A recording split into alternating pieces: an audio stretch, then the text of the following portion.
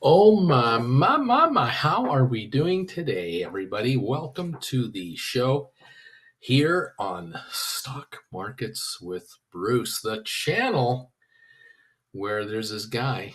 Okay, his name is Bruce. Amazing.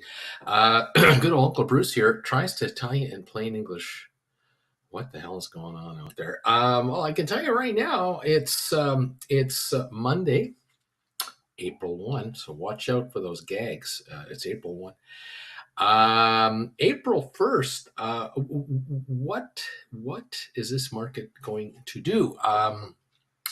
We just got through a long weekend. You option writers have been going crazy. Mind you, if you're doing it right, you've been kind of going, this shrinkage thing's kind of easy. I didn't have to do anything Friday, and time went by. Here we are, Monday, April 1. March is gone. All those contracts in March are gone. Now we're into April expiries. Wow, are we seeing shrinkage or what? Man, oh man, are you going to see shrinkage this week? This is going to be great. That's the name of the game around here is writing options for a higher price than when you buy them back. You buy them at a lower price and you keep the change. And the change can be pretty darn significant. So significant, in fact, that quite a number of viewers have, in the last year or two, quit their jobs and don't work anymore. They didn't realize it until they were here a while that they actually had more in asset value in their sphere of influence than they needed to not work anymore. They had no idea that what they were sitting on inside their 401k, their IRAs, and their investments, their asset values. They reorganized their affairs a little bit here, adjusted their portfolios a bit so they can now bring in this income from option premium writing. And it is so significant that they don't need the paycheck anymore to make ends meet. The income is more, much more than what the paycheck has been.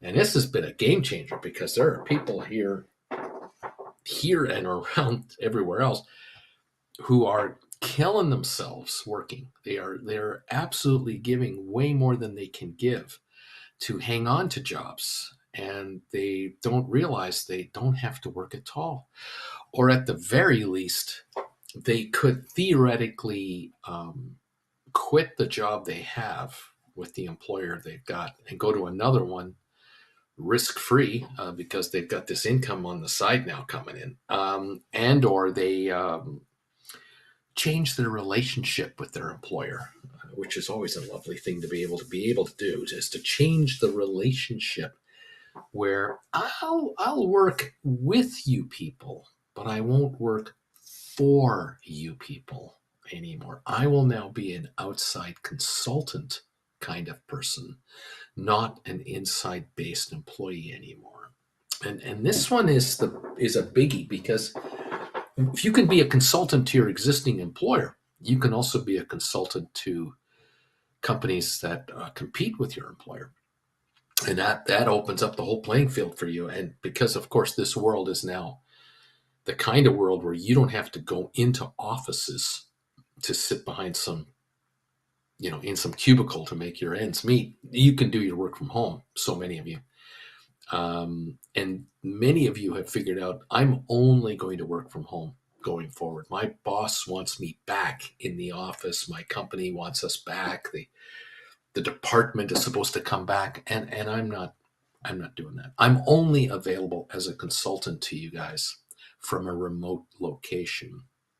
And if it doesn't work out, well, I'm sorry. Goodbye. I've already got others because you've started to do your homework. You figured out, I got this side gig with Uncle Bruce over here, and this is pretty good, and this is growing, and now I can afford to quit my job. So I've started looking for alternatives while at home anyway, and I've already figured out I've got a side gig. I've got a third side gig. I'm already consulting for these guys. Got my full-time job, and I got Bruce over here.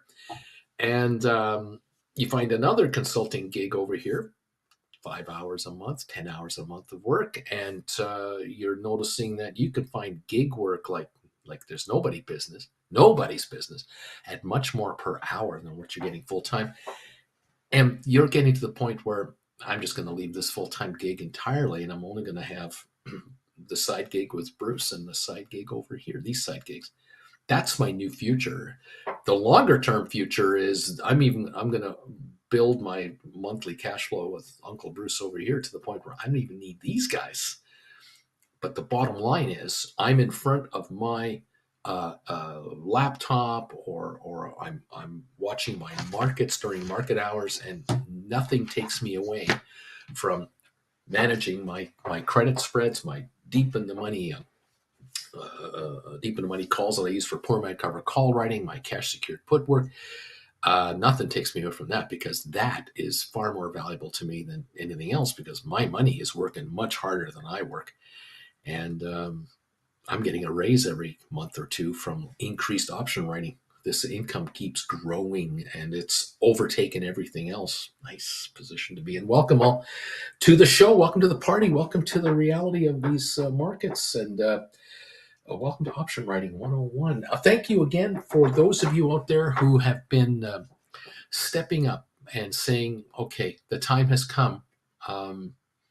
I've analyzed my life, and I figured out where I want to be and what I want to be doing. I've watched Bruce for a month or so, a week or so, a quarter or so, whatever the amount of time. And I am now to the point where I want to become one of the regulars of this channel. I want to become an option writer.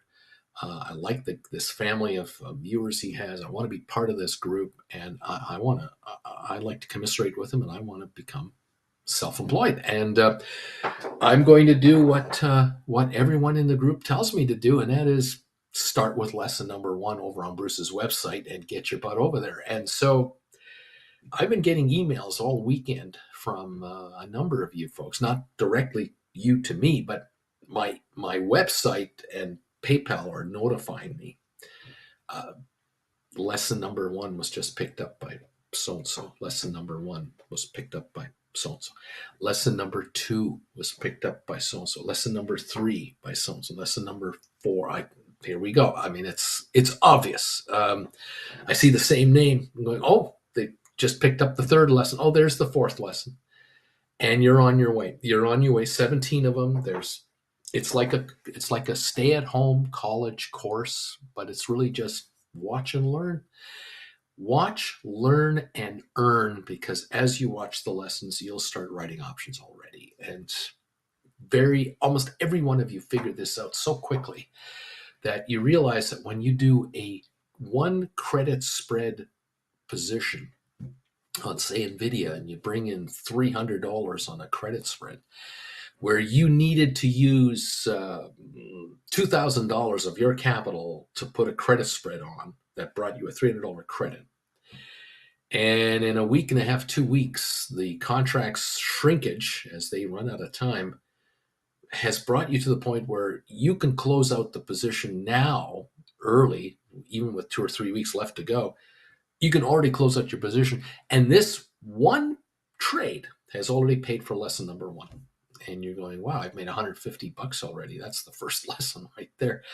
If I wait a little longer and let shrinkage continue, because time is your friend, I'll have another $100 bill out of this trade pretty quickly. I'll have 250 of the 300 in my hands. I could close it out with a $50 credit left, shut it off, and create a new credit position a month from now with another $300 credit. And here we go. This is just with $2,000. I mean, you don't need 100,000 or $1 million to get into this business.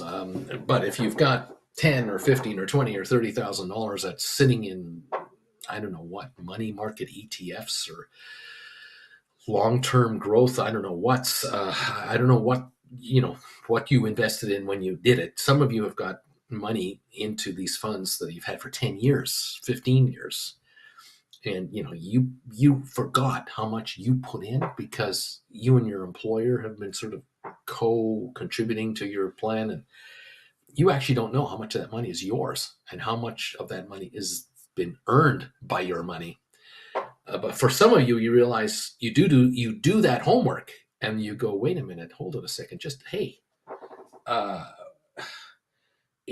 of the money in that fund is my money, between me and my employer. That's money I've earned and I've been paid. There's very little profit here.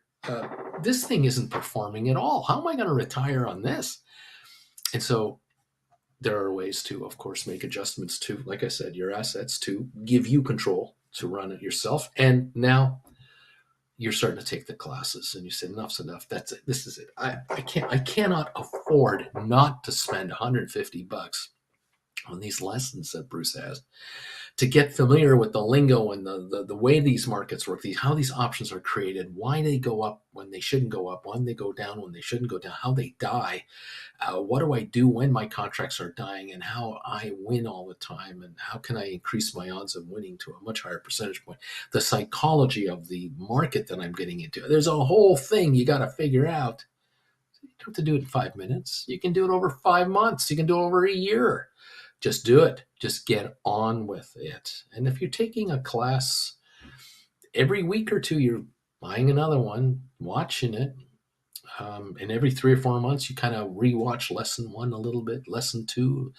You found that lesson number 6 was really interesting. You're watching that again. You can watch them as many times as you want. There's no tests, there's no quizzes, but you're able to follow the markets while you're taking these classes, and you're beginning to realize that what all these people are saying over here inside the comment area, especially during the market hour when we're live trading, you understand what they're talking about. You go, oh, that's what Alberto's doing. Oh, Beach Boy did what?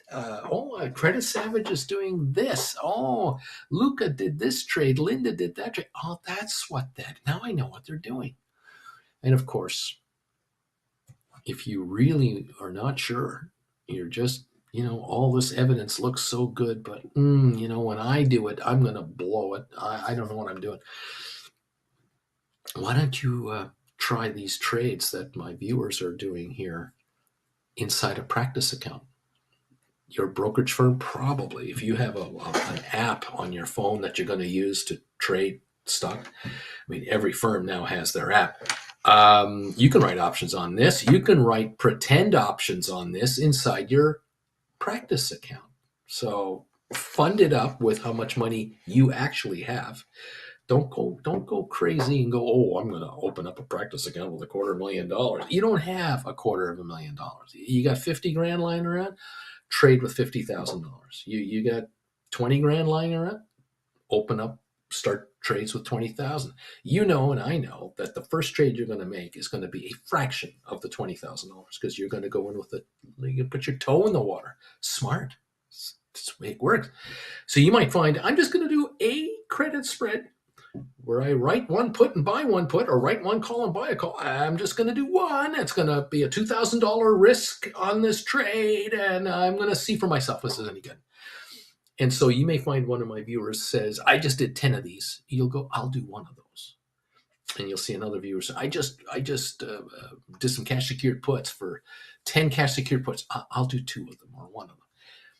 What you're comfortable with, put it into the practice account, and in real time, you can watch and see how the practice account is doing against how these folks are doing. Welcome to the party, pal. You can get into option writing so carefully, so methodically, very under total control. It's your dough, and you're able to get into it at your speed. The classes are there for you. Add to them, 17 of them, whether you're doing 1 a week, 17 weeks. This is what's going to take you 4 months. You want to watch 2 a week? Watch 2 a week. Each one is almost 2 hours long. They're 1.5 to 2.25 hours each. And you can rewatch them all the time. It's in plain English, and you don't have to buy them all. You can buy one at a time and take your time and build into it. If you're like most others around here and you're cut out for this, you will be hard to hold back. It's going to be hard to hold you guys back, because I find that more often than not, the majority of my viewers who get into option writing can't wait to get into option writing because they have been involved in the market for a while. It hasn't been good. They've been into all kinds of stocks that might go to the moon and so this type of thing, and they just don't do that. And there haven't been those results that you had hoped for. You're trying to outdo money managers, but you're having a tough time understanding, well, when do I get in and when do I get out, and what's a good trade, and I don't know what my next trade is. And then there are those trades where you're down a little, but not a lot. So you're kind of waiting for the stock to go up again, and then I'll sell it. But then it does go up, and then you're kind of, well, I'll ride it for a little more, and it comes back down again. And you never have the exit strategy. With option writing, you quickly figure out, boy, option writing, there is an exit strategy. Oh, is there ever an exit strategy? The time runs out on these contracts, whether you like it or not, and there is an exit strategy, which makes this so much easier to get into. Because now well, if I create a credit spread on triple Q indexes or the SPY index or or NVIDIA stock or whatever, and I write a 1 month contract, it's a 1 month exit strategy. At the end of the month, this game is over. These contracts either are dead and worthless, and I don't have to buy them back, and I keep all the capital I brought in on them, or I buy them back and create new ones for another month. And that's probably what you're going to do. You're always rolling into the next month, the next month, the next month, the next month. And there's an exit strategy with every trade you have. And this is where you fold your arms like a patient investor, except for only a limited amount of time. Because your exit strategy isn't forever.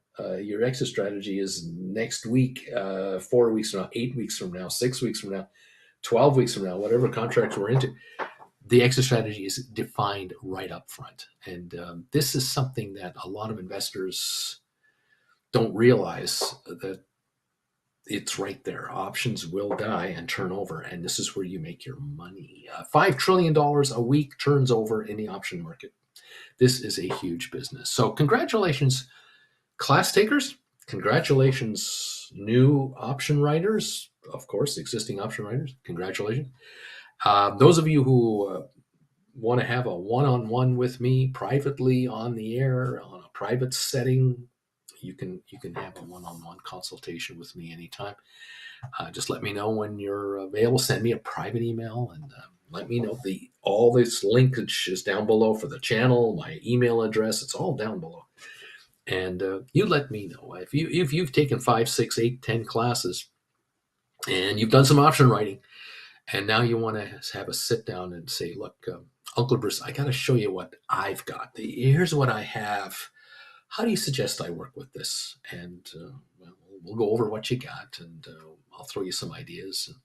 By the time the hour goes by, you'll go, oh man, I got 15 ideas here. I got so many choices here. This is great. Now you're on your way, and you may find a month or two down the road, I'm going to have another one-on-one with this guy to review my first few months of trading and to now talk about the next few months of trading, because how far I've come in 6 months is unbelievable. I found him 6 months ago, started taking his classes, following his people, started trading myself, had a one-on-one, did more trading, and now I'm into all kinds of option scenarios.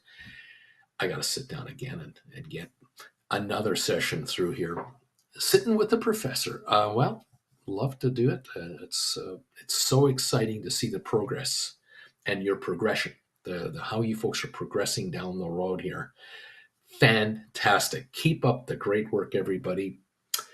And let's enjoy these markets. It doesn't matter if the markets go up. It doesn't matter if they go down. And that's something newbies cannot believe it. They get told about my channel. They hear about my channel. They finally break down and watch this channel a little bit.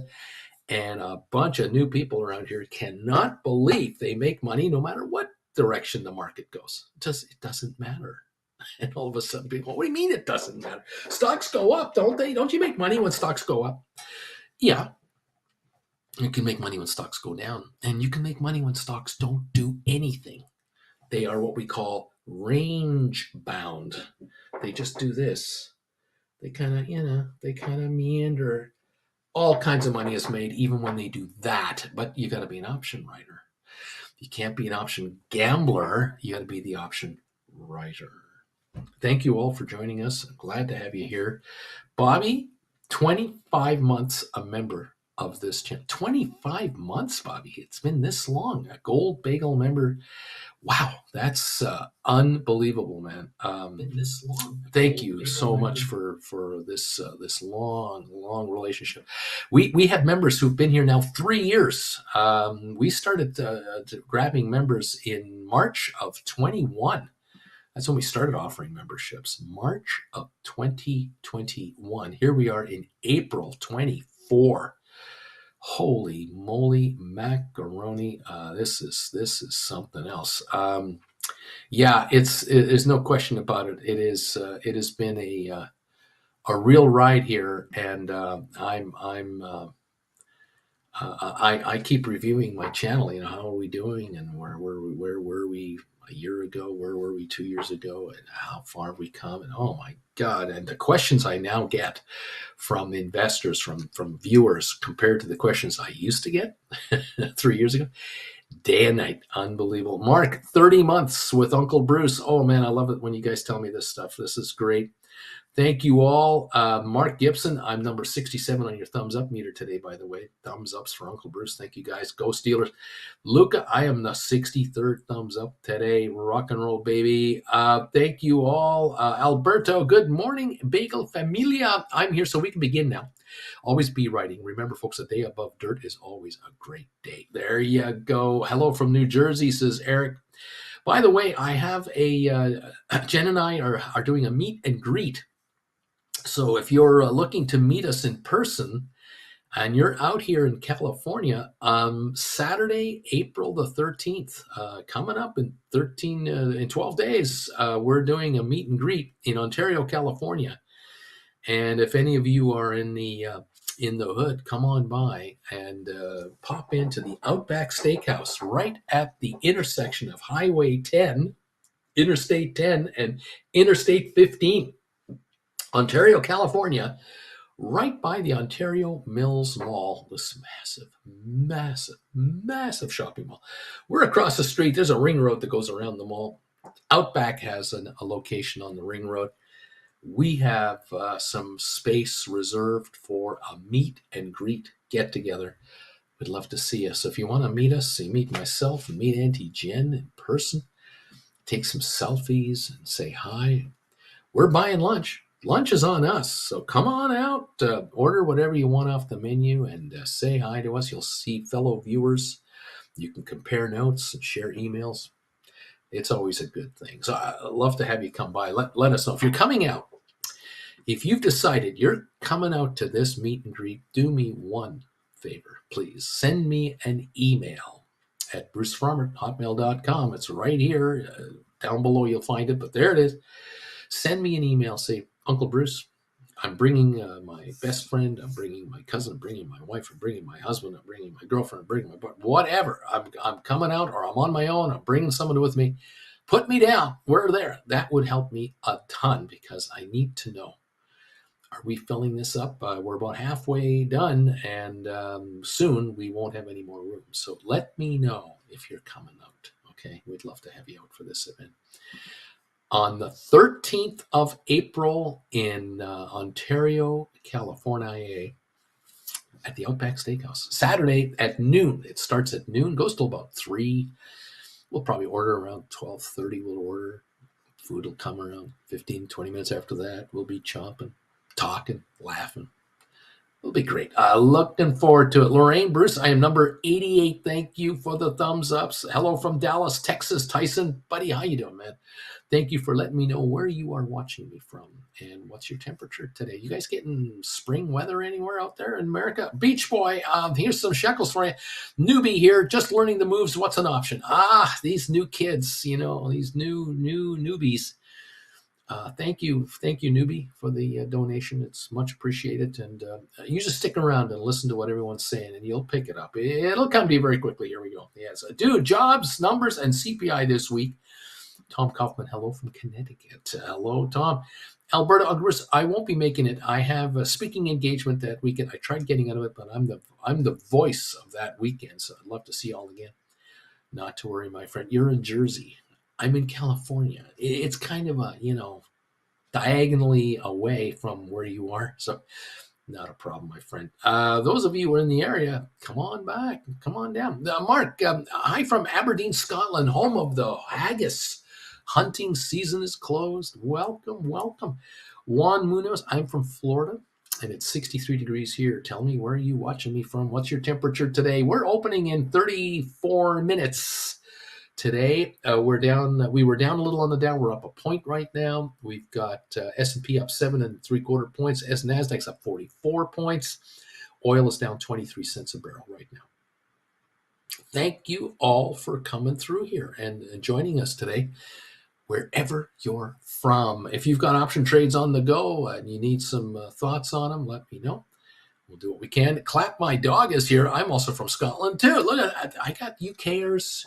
Folks from Scotland, Ireland. I've got them from Germany. I've got them in here from Denmark, Norway, Sweden, France, Switzerland.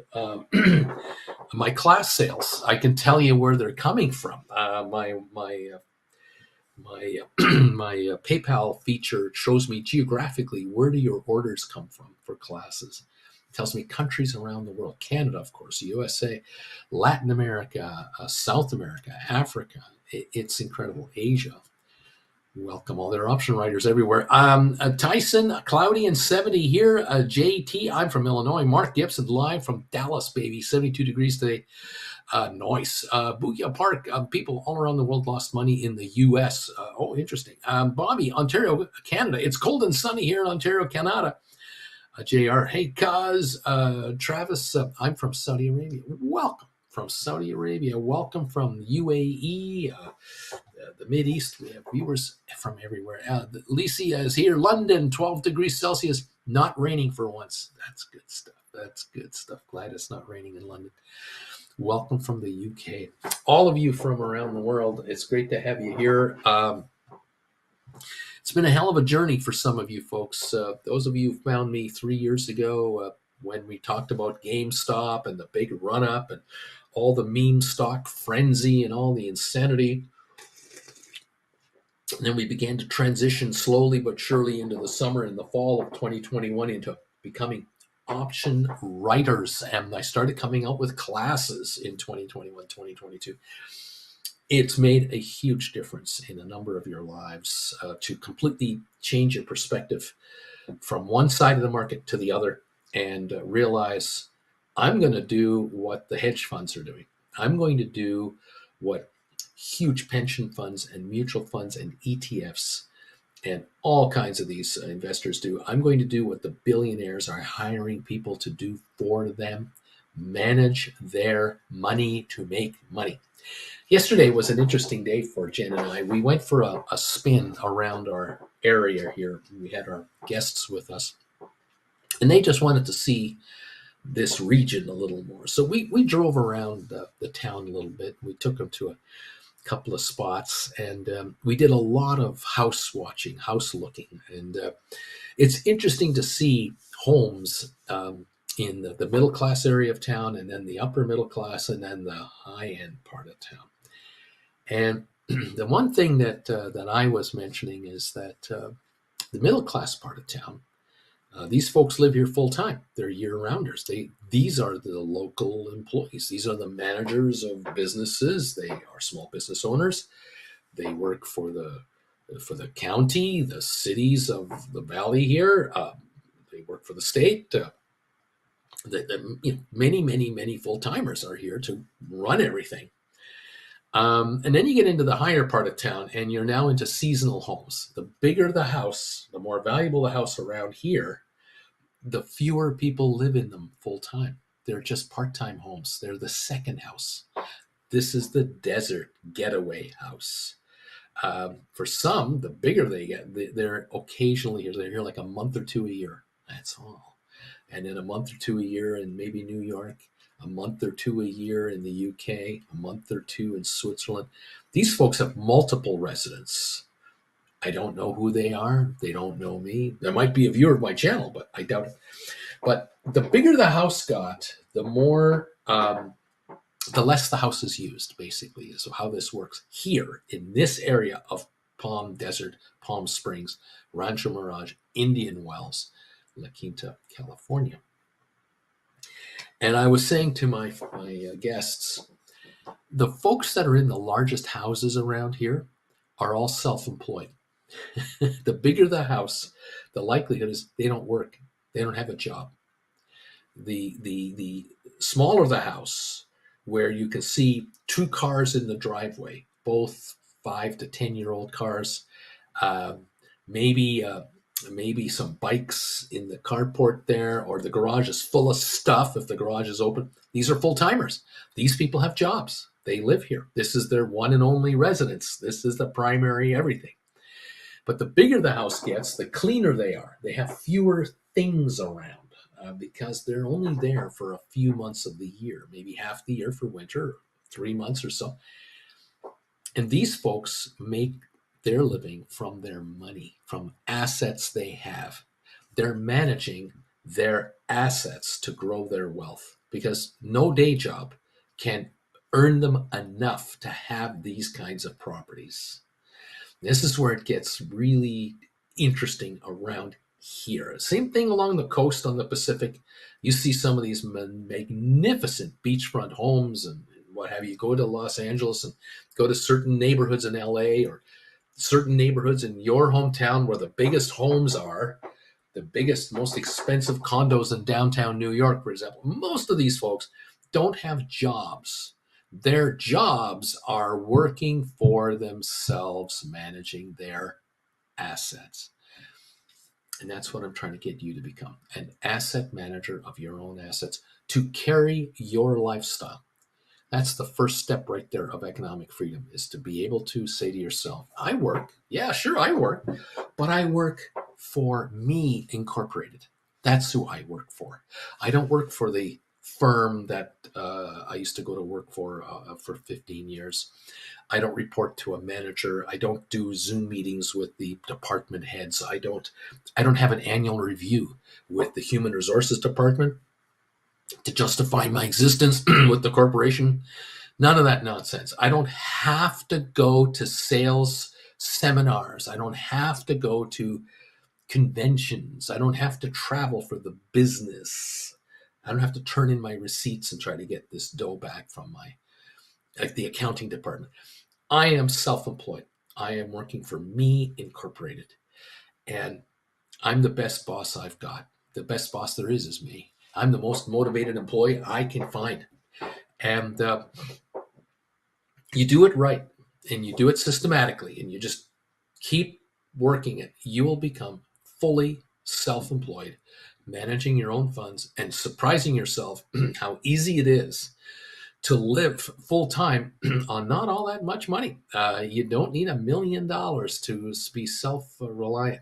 This fallacy, this old school thinking that we had 15, 20, 30 years ago, 40 years ago, you needed $1 million in your pension plan to live off the dividends of 5% for the rest of your life. 50,000 a year is what you're going to live on. You need $1 million to get it. It was unattainable back in the 60s and the 70s.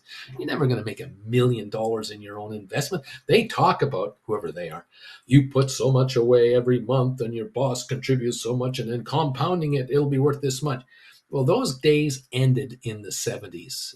Once Congress changed the rules for pensions and took all the employers off the hook for your indexed pension plan and turned everything into a 401k kind of pension plan, they left you high and dry. Your employer walked away from your retirement quietly, and you thought it was a good thing because you were told you're now in control. It's all up to you now. You can make your money. You don't have to let us do it for you. They walked out the back door and you were still partying like there was no stopping until you started retiring and going, wait a minute. My dad had a pension that was indexed to inflation from his employer, and he lived on that for 30 years. Mom was getting survivor benefits on that. I don't have anything like that. I don't have any kind of a pension other than Social Security. And for my dad, Social Security was a side check. It bought groceries. And you don't have that pension your dad had. Your grandfather's pension from the steel company or from whatever, tire company or whatever, those are gone. The corporate America convinced politicians with huge bribes to allow pensions to be self-managed. You're on your own now. You've got to manage your own money. You've got to learn how to do it. Mando number 5, member for 33 months, knows what we're talking about here. Welcome from Maine today. Nice to have you here, my friend. You got to self-manage your own dough, and one way to manage your dough is to make it more money, make more money for you than you can make in your day job. And this is where a number of viewers around here go, good Lord, Bruce, after hanging around with you for 6 months and this gang of regulars over here taking these classes, having one-on-ones with you once in a while, I can't believe what I'm doing with my money. I can't believe how much money my money can make for me. I never got it. It never hit me like this. I thought you bought a house and you would grow your wealth with the house value. And then I found out I was in the wrong neighborhood. I paid down my mortgage faithfully over 10, 15 years, but my house wasn't going up as fast as other houses were going up because I was in the wrong part of town. I thought everybody won with real estate. That's what they said. That's what everyone said to me, that real estate is your way out of poverty. There's people out there who think, well, just do this and everything will work out. It doesn't work like that. You have to take the bull by the horns. You have to be aware of what's going on around you to make sure you're on top of what's really trending here. Because this world is speeding up, as you've probably noticed. It's really speeding up. And now we're going to AI speed up mode. You've got to take money off the AI train. And one way to do that, the options market, writing options. Whether you're buying deep in the money calls on AI or Unity or other stocks and then writing calls against those calls, poor man cover calls, you want to use that strategy? Great. You want to be a spread writer? Great. You want to be a cash secured put writer? Fabulous. There's many ways to do this in the options market. I got 17 lessons now, more coming. Catch up with us and join the party here. But again, remember this, okay? If you're new here, you've been here less than 3 months. The odds of you finding this channel and still being here after 3 months, you're 1 in 1,000. Because I can tell you, there have been thousands of people who've come here, who've hung around for a while, and they like you folks. They like the members of the channel. They don't mind the bald look of this guy. They tolerate the look of this guy because they just listen to me on the radio, like I'm on the radio. But they can't get into option writing. They haven't got it. They can't get over the fear that they think they're going to miss something, that there's something bad going to happen that's going to hurt them terribly. Whatever the reason, there's a million reasons in this naked city, and someone, there's one for everybody. But there are those like you. There's 285 of you here right now. You've figured out, you know what?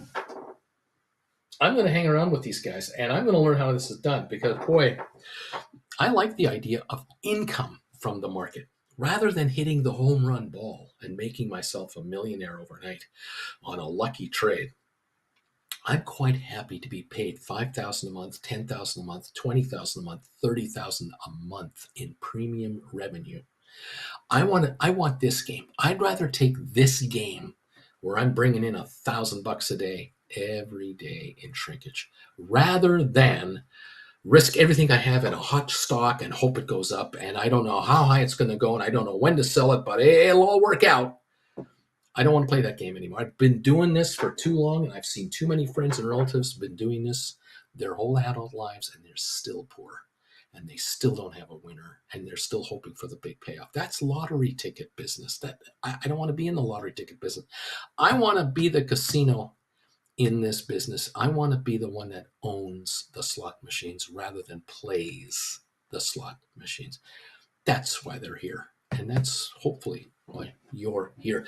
I can tell you now, right now, you'll be here for 5-6 months, a year. You'll start writing options. You'll start making money on writing options. You're going to be euphoric. You're going to be pumped up. You're going to be going, wow, this is great. You will attempt with the best of intentions and with all sincerity to tell your best friends to do what you're doing. and your fellows at work, your gals at work, your golf buddies, your relatives at Christmas time. You can't help yourself. You will not be able to help yourself. You're going to blab it out. You're going to swear, I'm not telling anybody I'm doing this, but you're going to blab it. Because people are going to ask you in front of other people, so listen, I hear you're doing something with options on the market, and you're doing okay, huh? And they're all going to go, really? Are you making me? Tell me, I really want to know. And you will desperately try to help people to come in here and join this channel and become option writers, and you will fail miserably, because that's what happens here. Almost everybody who's here, everybody who's here will come out and admit it. I've tried to get my brother in on this. My sister, oh God, they've got cash flow problems. My sister and her husband, they're living check to check. They're into credit cards like you can't believe, and they've got this. They got this They inherited 25 grand and this ETF from grandma or whatever, and they won't write options. They could write options that they're just letting us sit there, and it's 3% a year. That's all it grows by. They think naively this is their salvation. They think that when they retire at their employer, that the money they've been putting away, $50 a week, $50 a month, there's the retirement. They just they won't even look at their investments. I can't get them to pay attention to anything. That's right. That's exactly right. Welcome to the world at large. And why are there skyscrapers in banking centers around the world handling trillions of people's dollars who won't handle it themselves? It's unthinkably stupid. It's unbelievably stupid how many people out there have gazillions of dollars with these entities, and they won't even look at how they're doing. The bankers love this. Oh, the ones in the private jets really, really like this, that a majority of their customers don't even bother to read the statements that they get in the mail or the emails they get. They don't even look. And these money managers are richer than you can imagine. And guess what? Some of them have homes here in the desert that they only use 1 or 2 months a year. Now you're asking, why would someone have a $2 million or a $5 million house down here, $10 million house, and only use it 2 months of the year? You know what that house is? It's an investment. They've put some of their wealth into real estate. And they know that if I buy a house in Indian Wells, California, and I pay $2,000 a month in property tax on this house, and I have a full-time manager managing the property, making sure that the grass is cut, the hedges are trimmed, there are no leaks in the pipes, the air conditioning is always working, they live in the workers' quarters of the house full-time to manage this property that I and my wife and my grandkids come to 1 or 2 months a year. This is an investment. I have 5 of these. I have a place in Hawaii. I got a flat in New York. I got a flat in London. I have a place in Zurich. And I travel by private jet. Maybe I charter it. I don't even own it. That's what I do. That's what they're doing. They're managing their assets. One of them is a $10 million house in Indian Wells, California, 4 miles from where Uncle Bruce is doing this show right now. There are hundreds of these here. Hundreds. Not dozens. Hundreds. And they're still being built all over the place. You cannot believe the wealth that is growing here. It's physically there. You can see it. Most of that person's wealth, though, is not in the house. They have 4 or 5 homes, but that's not worth most of their money. Most of their money is money, making more money. Just a portion of their assets are in real estate. A portion of their assets are in stocks. A portion of their assets are in other investments. That's how you handle your money. When you get to that level, you handle your money in many, many formats. Here, your number one priority is quit your damn day job. Make enough money to quit working so you can do this full time. I got to get you to $30,000 a month. If I can get you to $30,000 a month in income, you've quit your job. You're your own person now. You're living a higher than middle class lifestyle, and you're on your way.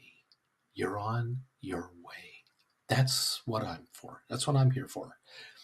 If I can make you a millionaire, I'm a happy guy. Make you multimillionaire, I'm a happier guy. But we got to get you started. And some of you folks are sitting on enough capital right now where you don't have to work anymore. You can quit your jobs. If only you knew how to write options. Well, are you ready? You really want to quit that J job? You really want to change your lifestyle? Do you want to take one of these with you around the world over the next 5 and 10 years? See countries you've always wanted to see places you always wanted to go, trade options using this. When you come home from your next holiday, whether it was a week or a month or 6 months, you come back home, there's more money in your bank account than before you left, because while you were gone, you were writing contracts. This is the liberator. This is the machine to get you out. But boy, you better know what you're doing. You better know what you're doing. And that's why this channel exists. If there weren't enough people who wanted what I just said, I wouldn't be on the air. If you guys are content with your crap jobs and your crap paychecks and living check to check and wondering how in God's name are we ever paying off these credit cards, I just can't get rid of them. I can't get rid of these loans. I'm always renegotiating my house equity for another line of credit. My 30s, my 40s, my 50s, I'm always reorganizing. I got these damn kids that I'm trying to help out with their lives. I cannot make it. I cannot get to the upper level where I see any hope of retiring. And my knee is sore and my back is hurting, and I don't know how much longer I can keep up this pace. You're the prime candidate for this channel. You are I'm screaming at you. Make a change. Now you have to invest in yourself, just a little. The good news is you do not need 20 grand to take my courses. You don't have to sign up for a 5-year course package. You don't have to sign up for an annual thingy. You can be a member of this channel anytime you want, for as long as you want, either $10 a month or $25 a month. That's that commitment to, be commenting here and all that. Gold Bagel members get extra perks. You know that. The lessons you buy once. You buy lesson number 1 and it's yours forever. You can watch it next year. You can watch it the year after. You forgot. You've been away for a few months. You were ill. You watched 4 classes. You got sick. You hurt yourself. And now you're back to wanting to watch the classes again. Start at number 1. You already own it. Go back to number 1 and watch. You can't find the link. Send me an email. I'll resend you the link. I know you bought the class. You will take it.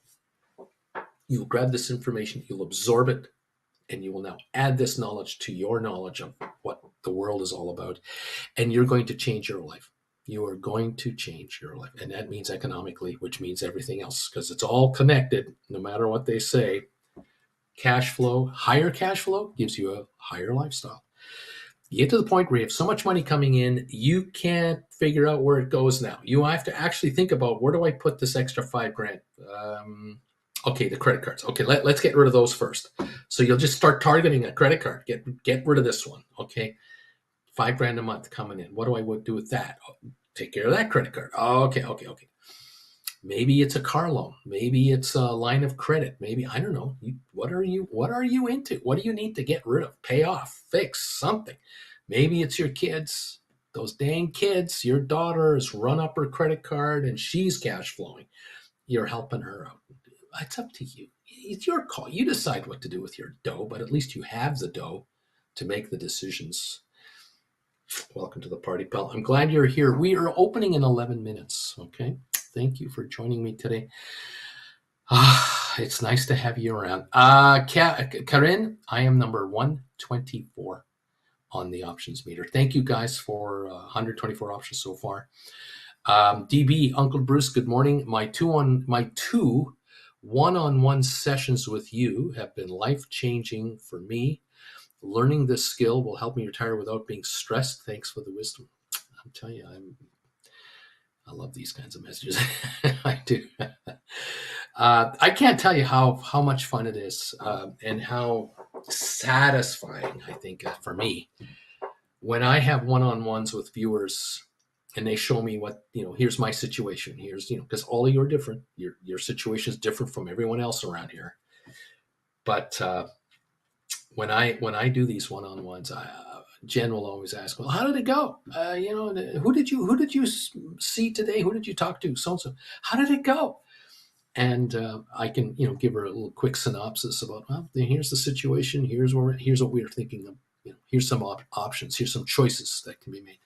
Oh yeah. Oh, that's going to work out really well. Oh, that's good. That's good. Just like so and so. Yeah, yeah. It's fantastic.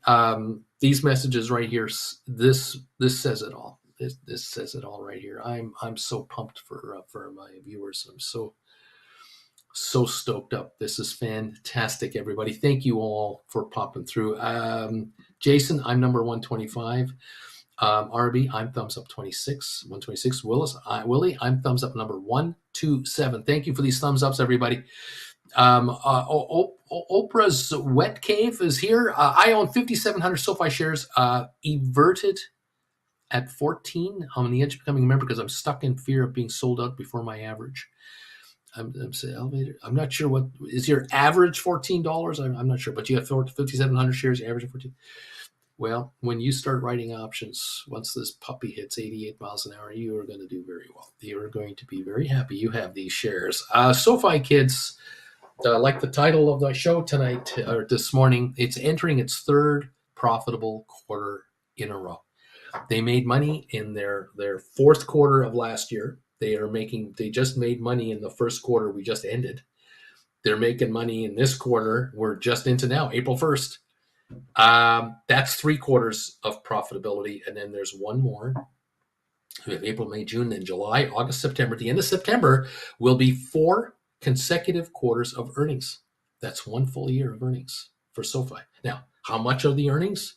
Stay tuned because they keep outperforming the guesses and the estimates. But they are on a curve of profitability now because for the last several quarters, if you go back a year and a half and look at the performance of gross sales, membership growth, products being offered to clients, I mean, it's massive. It's just the growth is just huge. The ranking of the bank dramatically higher. They had 1 quarter when they did a write-off. They did some kind of a goodwill write-down. That was the quarter before the first quarter of earnings. And that was on purpose because they had to get that write-off through. They booked a loss, I think, of 29 cents a share when it would have been 4 without that. And then the next quarter, plus 6 cents. And now here we go from here up. So in 9 months from now, they will have reported 4 consecutive quarters of profits in less than 9 months from now. And that is one requirement for becoming a member of the S&P 500 index. The second requirement is their capitalized value high enough, their market cap high enough. At $7.50 a share, it's a $7.5 billion company. At $12 a share, it's a $12 billion company. At $20 a share, it's a $20 billion company. 9 months from now, with 4 consecutive profits, each larger than the last, and the next 4 being larger again than the last 4, we're not going to be at $7 a share.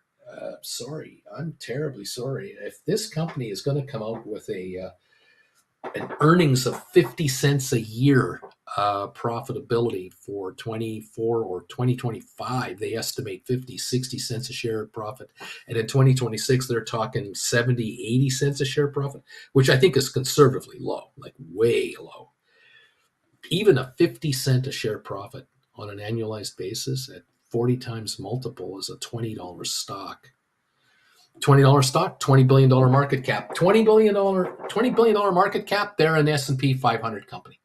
They're big enough to be in the S&P 500.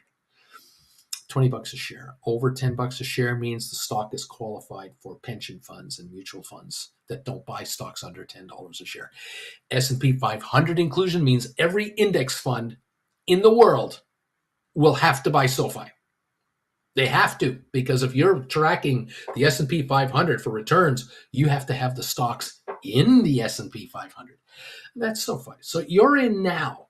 Those of you into SoFi are in here now, early, before the inclusion. Once the inclusion is even being discussed everywhere, except not just here on this little tiny YouTube channel, this little tiny box you're in. When all YouTubers start talking S&P 500, when all analysts start talking the speculation of S&P 500, when CNBC starts talking about the fact that SOFI could become an S&P 500 stock, when that happens, between now and 9 months from now, the stock won't be here because there'll be the anticipation of the stock's going to become an S&P 500 stock. You're early. I'm purposely making you early into this stock. I do not know what day this stock jumps from 7s to 10s to 14s to 18s. It's coming. I just don't know what day. But between now and 9 months from now, a lot of movement is going to happen. A lot of profits are going to be booked. Earnings estimates are going to be revamped. Or analysts are going to have to revamp their target prices. There'll be the idiots who'll say, oh, let's go to 7, from 3 to 7, and there'll be others going 15 to 30. You know it's coming. Get ready to rumble, kids. It's going to be fun. Welcome to the party, pal, and it's great to have you here. I'm grateful that you're here. All right, kids, you're going to get rich on SOFI and a few other things. I love it. I love it. I love it. Good morning from Marie. Thank you for taking this. Herbert, thank you for explaining these requirements. I was curious. You're welcome. We will be watching. Believe me, I will be mentioning this S&P 500 thing for a while yet, until it happens. For sure. Don't forget also, once you're in the S&P 500, you're in what are known sub-indexes. Now you're in all of the S&P sub-indices. And there are hedge funds, mutual funds, and ETFs that are sub-indice ETFs. They all have to buy SOFI. The amount of institutional buying coming into the stock of SOFI will be hundreds of millions of shares. It'll be massive. This is going to be fun. It's not going to be single digits. We're not even going to be double digits very long. Once we break into the 2030s, the next big step is 100 a share. That's the next big step. And hopefully I'll still be around to talk about it. I don't think it's that far away. One step at a time. Let's get this thing to 8 and then go to 9. And let's get it to 10 and not go back to 7. Go to 11 and 12. Let's see. All right. So much fun. Thank you, everybody. Nice to have you all here. We're going to go now to member-only comment because we're about to open here in about 2 minutes for our session. Thank you again for those of you out there who, number 1, are just watching. Number 2, you have become subscribers of this channel. You've decided that this 81,000 subscribed channel, I'm going to join it. Thank you for becoming one of the 81,000. Thank you for those of you who've decided to become members of this channel. Very humbling. Love the fact that we have more Gold Bagel members of this channel than Chillin' with Uncle Bruce members. Don't know if you knew that, but we have more people who are Gold Bagel members than Chillin' members. It's incredible. It's at a record high, and I thank you. Don't forget, Wednesday nights, prime time with Uncle Bruce, 7:00 Eastern time for Gold Bagel members only. Also, every morning at 8:00 Eastern time, I do a Trade Alert show for just Gold Bagel members only. And I also hand out trade tips from time to time just for Gold Bagel members. So thank you all. Hearts to all of you from Jen and I. Thank you so much for being a part of this channel. You guys are the best. This is the best familia there is on YouTube. There's no ifs, ands, or buts. People here to help each other. Sometimes folks ask me questions, and what happens is that viewers are already answering the questions that I can't get to yet. So that's part of the best part about this channel is members helping members. Thank you all. We're just getting ready to fire up now. So welcome everyone to the party. Larry, thank you, my friend, for hitting the bells. We are open for trading and away we go. Thank you. Let's see what's going on. What's happening? Thank you.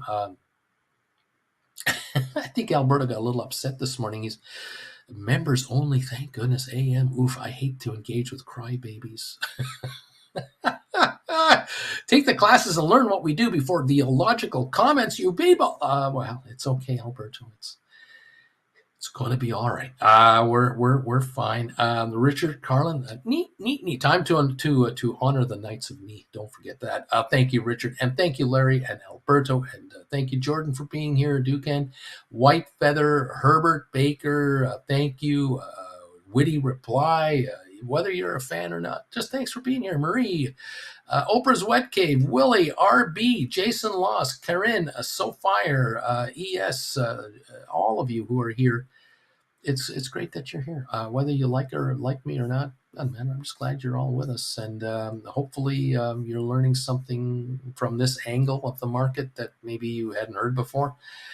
If I'm in any way helping you become a better investor, I don't know. I sure hope I'm stoked about it. Please become a member today. If you would like to become want to comment here now during market hours, become a member immediately and join the familiar. You're more than welcome. And if you're becoming a Gold Bagel member, well, you're going to enjoy some more perks, and we'll try to make it more than worth your while to be here. So thank you. Alberto, yeah, my blood pressure's up a little bit. Yeah, this is Blair. Good morning, y'all. Let's rock live from Dortmund, Germany. Welcome, my friend. Juan, yeah, so glad it's members only. Thank you, everybody. We're up and running. Let's find out what this market wants to do here. We are hopeful that,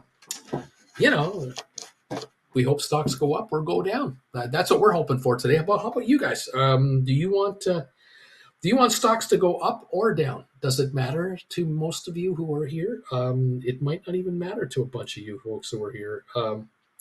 Welcome all to the party, and let's get this thing started. See what's going on.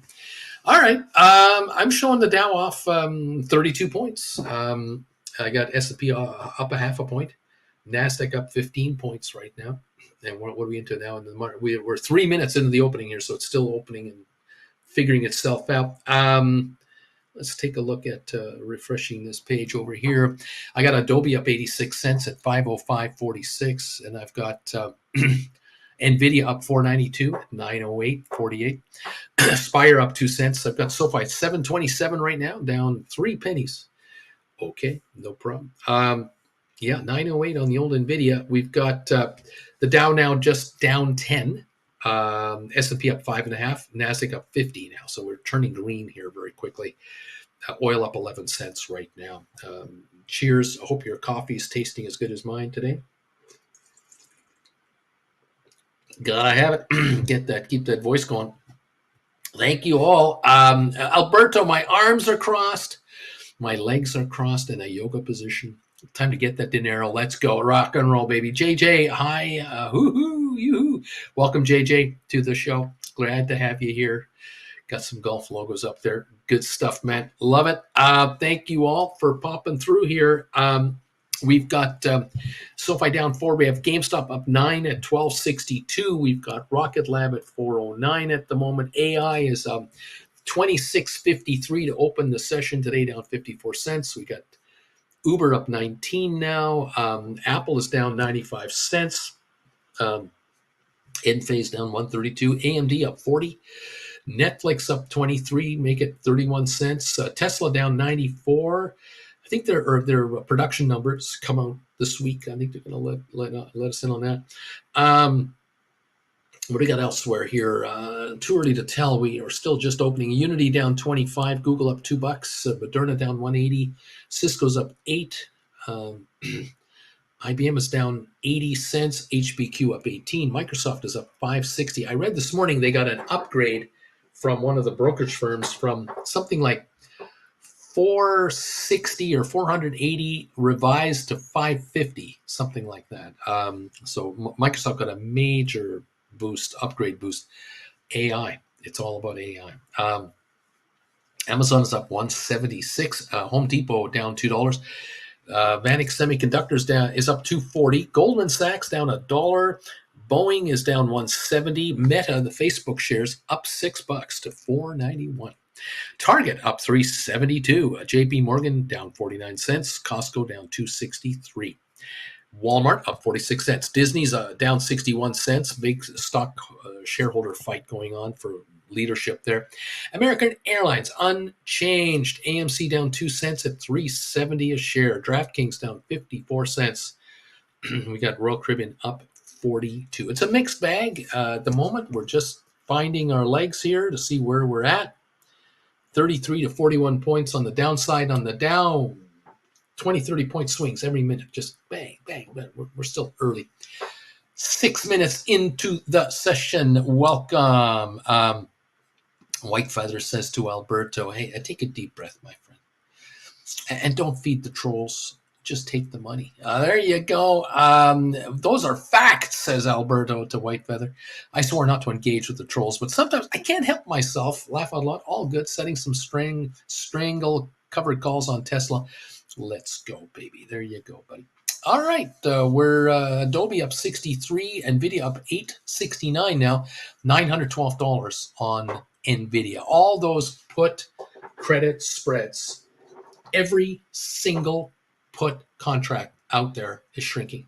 They're all shrinking because the stock's up $11 first thing in the morning, and time keeps passing by. So many of you out there with NVIDIA put credit spreads, you're rubbing your hands going, the higher this stock goes, the more these things shrink faster. This is good stuff. Welcome all. Nicely done. All right. Spire 1209 up 9. SOFI down 3 cents at 7.27 this morning. 1.9 million volume. Very quiet. Volume wise, not much happening so far. GameStop up 2 cents. Rocket Lab half a penny lower. AI down 44 at the moment. All right. Good stuff, everyone. What is gonna happen? Fun times, man. Fun times. I tell you, one way to tell how the economy is doing, the U.S. economy, is when you're down here where I am in Southern California. You come into Palm Desert, Rancho Mirage, Indian Wells, La Quinta, and you drive through some of these nice neighborhoods. And you don't see a bunch of for sale signs for houses.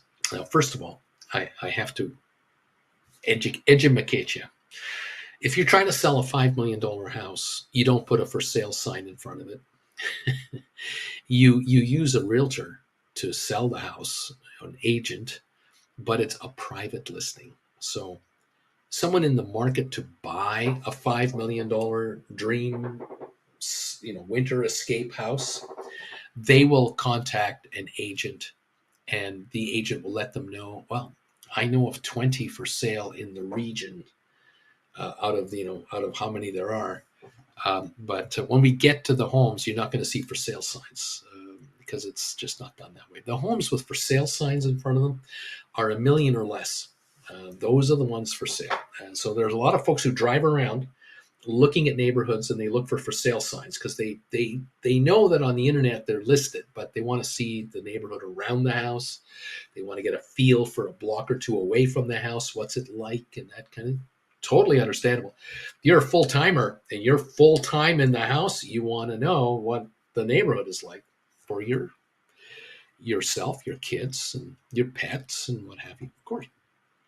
But the well-to-do, even on the private listings, there just aren't many available. Then you know that there's a premium being paid on homes. Another way to tell if there's a recession happening in America or a slowdown is when you look at something like Zillow.com, the real estate website. You'll find that you punch in a city or whatever, an area, and you'll see all the listings of a specific city or a specific area of a city. Zillow does a good job of letting you know whether there have been price reductions on listings. That's telling. That is telling. If a house has been discounted 3 times in the last 6 months, you got a seller that's in a hurry. They need to move. Sooner or later, that house is going to find a buyer. I mean, low enough, there's always a buyer for something. But that's also an indication. If a lot of homes in your hometown or a lot of homes in an area of a city that you live in, there are price reductions all over the place, you know something's not working. And might be interest rate related, could be city taxes have jumped dramatically, it could be, you know, a million reasons why. I mean, real estate is local, so you have to know the lay of the land. But that's another way to tell just what's going on. Thank you all for being here. Stephen Butler, 158, buddy. I'm the 158th thumbs up today on your show. And I say thank you all so very much for coming through here and hitting the thumbs up button. We're approaching 200 already, and it is appreciated. Wonderful, wonderful stuff, guys. I want you all to get just rich, and oh yeah, I want you to get rich. Nothing personal. I want you to make a lot of money in this market. So hopefully it's going to be working for you. We're at 917 on NVIDIA, up $14. We're up 130 on Adobe. We're approaching 506 on Adobe. I think that stock can go up about $30, $40 from here in the not too distant future. The sell-off is over on Adobe, and it's slowly coming around again. We're down 73 on the Dow. Doesn't matter. Spire Global up 22 cents to 12.22. We've got SOFI in the green at 7.31 now. SOFI volume in 11 minutes of trading is 2.35 million, very light. And there was no sell-off this morning. I mean, you know, it touched 724 for like a second. Now we're at 732, 734. So we're up 2 to 4 cents on SOFI right at the moment. All morning it was up into the 735, 740 range. GameStop, 12.54, up a couple of cents. Rocket Lab, 4.12, up a penny. AI only down 31 cents, coming back on. Uber up 63. Apple down $1.04 at the moment. AMD up 365. That's climbing as well. Netflix up 196. Tesla's green now, up 25 cents. Tesla has turned the corner. Okay, we got some green coming in here. We're down only 9 cents on Unity. We're coming on that. Google's up 370. Moderna still down 234. Cisco up 15. Pfizer up 5. IBM still off $1. HBQ up 21. Microsoft holding a 470 gain. Very nice. Amazon up 183. Home Depot down 346, but Vanik Semiconductors up 461. Goldman off $2. Boeing down $1.14. Facebook, Meta 967 gain up to 495. Target up $4. So we got some green showing up here. We'll watch these indexes and see how they want to play it. Still green on S&P 500, up 7 points. Green on NASDAQ, 95 points. Almost 0.6%. The Dow is off 0.25%. So the Dow is the only red. The others are green. Oil up 4 cents a barrel. Okay. Barron's headline says Microsoft has the most valuable AI real estate, quoting an analyst over there. Interesting to see that. Okay. All right, guys. Fun times at the OK Corral here. We're seeing more green showing up on our screen right now. Thank you all for joining up and becoming part of the family here. Nice to have you in. Thumbs up meter pushing for 200. We're at 170, 30 away from 200. Thank you all. If you can hit the thumbs up button, please help us out. 30 away from 200. Beautiful. All right. 1555 gain on NVIDIA, 919 on NVIDIA. Very, very interesting. Going to be kind of interesting to see what contracts are going to be doing here. I was talking to somebody here a couple of days ago about NVIDIA put spreads, and we were going over where the put spreads were and where the contracts were priced at, and it's shocking to see how they are just shrinking out dramatically, just from when they were written a few weeks ago to where they are now. We were comparing notes for some of these puts around 780, 790. We had some in the 820, 40 range, well behind the market, and now today with a $16 gain right now. the pressure is downward, obviously, on NVIDIA puts, no doubt about it. Hopefully some of you out there will be seeing some nice profits today, tomorrow, day after, and you're going to start taking a look at your next moves. NVIDIA 922 now, up 18 and a quarter. So definitely having a move here going on here on NVIDIA stock. Beautiful. All right. Let me take a peek here. Where were those? Yeah, those April 19 expiries. Kind of curious about those. Here we go. Yep. Oh, they are dropping. Definitely dropping these contracts. Just an example, 780s, which are a mile out of this market. They were sitting around 360 on Friday. They're 320 now. They've already dropped 40 cents. They're so far to the money. They're falling to zero. The 90s, they were at 460, 470. They're down to $4. These are also falling. So the spreads between these two are also shrinking very quickly, less than $1 now. Most interesting to watch. Some of these others are also like some of these other puts, like 800s. Are down to 505 from like 555. They're off a good half a buck. 820s are now sitting around 775, and I'm a few minutes behind, by the way. My quotes are not up to speed. I'm just looking here at what I've got. I'm sure you folks on your platforms are seeing up-to-date quotes that are even worse than this. JJ Ungerbruce, I'm short the ticker symbol that shall remain nameless. Please add to your watch list. I'm short the ticker symbol. You shall. I don't know what we're talking about. Parker Ivy, I've been a member for 2 months now already. Already 2 months. Time flies when you're having fun, Parker. It really does, doesn't it? The viewers here who have been members now for 35 months, they're just going, what? 36 months? What? 3 years? Oh my God. Have things changed in 2 months, Parker, in your account? There are folks around here who cannot believe that after 2 years, 3 years of being here, what they do now in trading compared to what they did when they joined, there's no comparison anymore. It's just a different world. They've entered a different world. Way more contracts, much more premium coming in than ever before, higher income.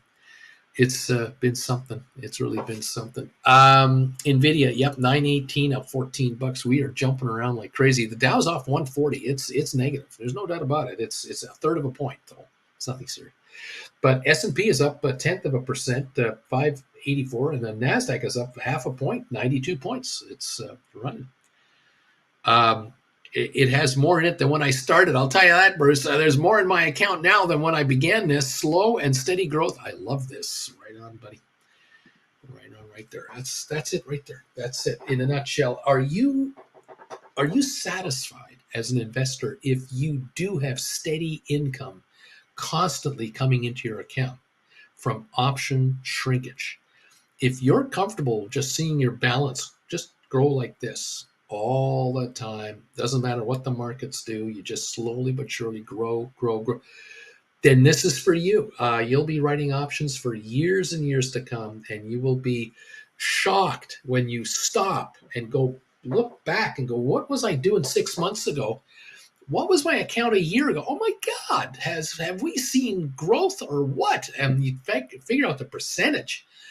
Your mind is blown. Your mind is blown. You go, oh my God, the percentages I'm making compared to what my money would do in the bank. Or if I was just holding the stock I had 2 years ago today versus where my account was 2 years ago, where it is today with what I'm doing now, no comparison. And that's nice stuff. Let's see. Of my 5 NVIDIA spreads, due to saying the profit loss today has come in at 186. Some of those have come in more than 50% in shrinkage already.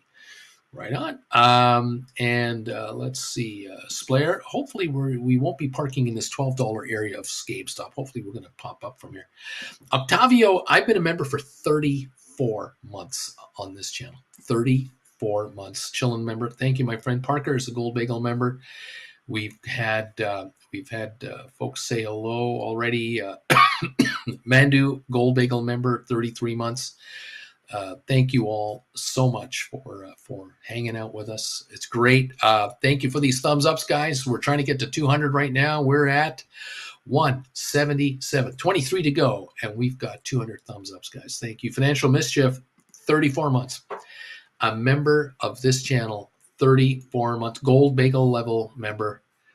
Man, that's awesome, guys. I love seeing this. Parker is saying, it's very interesting. I'm trying to explain to my wife and my parents how this works.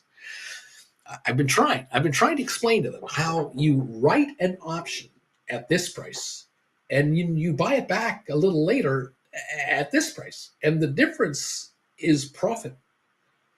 And these contracts, almost all the time, they shrink out unless the stock does something incredible.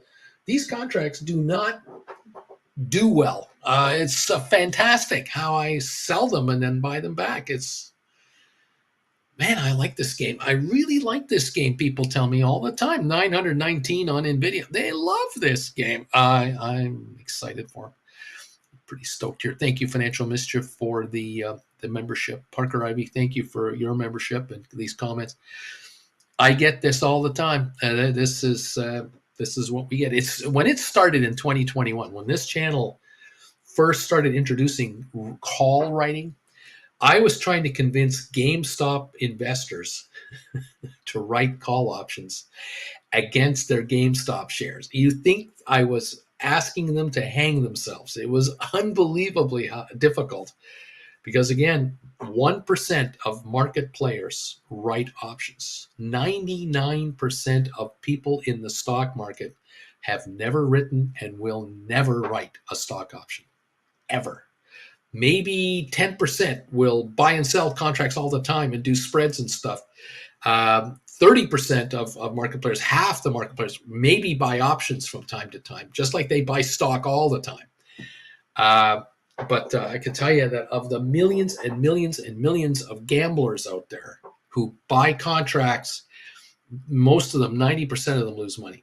It's incredible. Go, you talk to Vegas experts. What percentage of visitors to Vegas lose money versus what percentage of visitors that go to Vegas make money? And you will not be surprised to find that these multi-billion-dollar resort properties that cost billions to build and cost billions a year to operate with this massive staff of people, the casinos always make money. It's amazing. When casinos lose money, they talk about losing $50 million in a year or $100 million in a year on a multi-billion-dollar asset. But what the casinos don't tell you is they might say, yeah, we had a rough year this year in gambling and we lost $50 million on our casino operations. What they don't tell you is that the value of their property went up $1 billion this year. It's that much more valuable because inflation has a way of adding value to operating real estate that operates like Vegas does. And room rates go up and food costs go up. Tickets to shows go up. The casinos get it every direction they can, plus the gambling.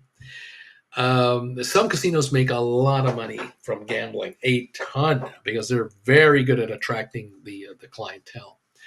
So again, a plane load of visitors from Philadelphia or from Denver or from Miami or from Seattle or from Calgary, Alberta, Canada.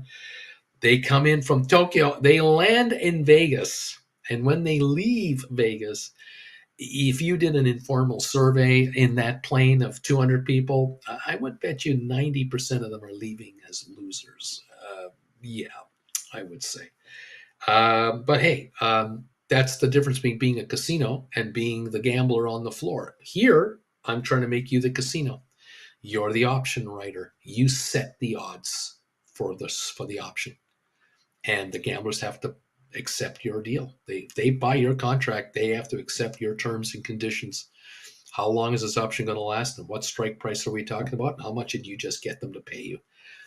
It's incredible how much money comes into this channel from options writing. It's quite surprising. And it's growing dramatically here. Dramatically. Welcome all of you who have joined the party. It's nice to have you here. Our friend is here to welcome you to the party right here. Welcome to the party, pal. Here it is. Nice to have you around. Giddy up, everybody. We're causing all kinds of issues out there. Don't forget the thumbs up. Mr. Strickland will give you give you a pink slip if you don't hit that thumbs up button. Even this guy knows, hit the thumbs up button, or get out of here. You got to do it. Don't forget, we're coming to you, meet and greet. Come and join Jen and I at the Outback Steakhouse in Ontario, California. April the 13th, 12 days from now, Saturday at noon hour in Ontario. We're buying lunch. We're going to hang out on the patio right here. It's just for us. Don't forget, they got those warm buns, those warm loaves of bread. They're so dang good with that butter on them. It's delish. You can order whatever you want off the menu. We're having lunch. We're paying for it. It's on us. Come on out. Come and see us. Come on out. See us. Love to have you. That'd be great. Send me a private email if you're coming out. Just let me know. Bruce, yeah, definitely coming with my friend here, my wife, my husband. Coming on my own. I'm showing up. You can't stop this. That would be great, everybody. We'll get a gang together. Looking forward to it. Fantastic stuff. 188 thumbs ups, 12 away from 200 thumbs ups. Thank you, everybody, so much. Okay, the Dow's off 144, 145. It's not in a hurry to go down. It's slipping a little. By the way, we're at 39,660. So if we turn back to a break even, we're back to 39,800. That's 200 away from 40,000. Okay, we've been tickling 40,000 for a week now. The question is today the day, or is it tomorrow? Is it Wednesday? What day does the Dow break 40,000? So we'll be around for that. We're up 7.3 points on S&P. We're up 96.9 on NASDAQ. Oil down 9 cents a barrel. That's what we've got here on this market. NVIDIA holding a $15 gain. We've got SOFI up a couple of cents at 732. GameStop 1208 down 44. Rocket Lab down 2 cents. We still don't know what Ryan Cohen is up to with the $1.2 billion of GameStop money. We do not yet know. We had the quarterly earnings come out 2 weeks ago now, a week and a half ago. They exceeded overall the fact that they made money for the year. They weren't supposed to make money last year. The naysayers were they're going to lose $100 million to $200 million. They had lost $300 million the year before. They eked out a profit for the year. They've had several quarters now where they're making money. And it's likely they're going to make money every quarter going forward now because they have cut their costs so dramatically and are still doing so as they allow underperforming stores to go by the wayside. They would rather have lower gross sales but higher margins. This is the secret to what's going on at GameStop. Now, people are going, well, Bruce, how can they become a more valuable stock if they have lower sales? The way to do this is you have lower sales from fewer locations. You have higher margins for every dollar coming in from the sales, which means you make a profit overall. You have those money-losing stores out of the system. You're bleeding them out. You can't shut them all in 1 week. That's the problem because they have 5-year leases, 4-year leases, 2 years to go, 6 months to go. This year, 1,100 stores, I think maybe 1,500, are expiring. Now, of the 1,500, are they closing 500 of them? If they are, that's 12% shrinkage in retail stores. That means we'll see shrinkage of sales, but it's not going to be 12% shrinkage in sales. It might be 3% shrinkage. We're talking about the underperforming locations, the ones that are way below average. Dump the losers that are costing the company money. Some of these stores are costing the company $1 million a year in losses. You dump 300 stores that cost you $1 million a year each. That's $300 million in losses you've gotten rid of. Think about this. So you might be down 400, 500 million in sales, but you just got rid of 300 million in losses by getting rid of these sales.